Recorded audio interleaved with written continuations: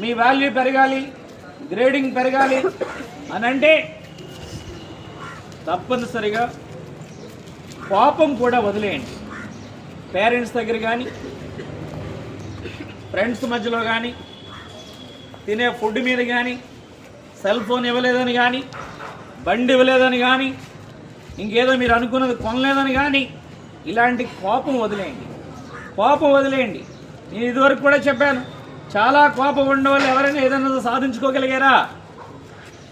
చాలా ఎక్కువ కోపం ఉండడం వల్ల నష్టమా లాభమా?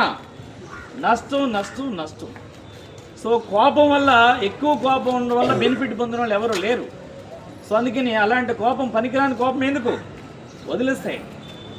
ఓర్పు, సహనం, శాంతం, స్ట్రెస్ ఫ్రీ ఇది ఉండడం వల్ల అనుకునేది సక్సెస్ చేసుకోవచ్చు.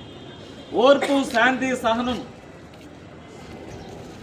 ఇవి ఉండడం వల్ల అనుకున్న గోల్ని సక్సెస్ చేసుకోవచ్చు, సాధించుకోవచ్చు.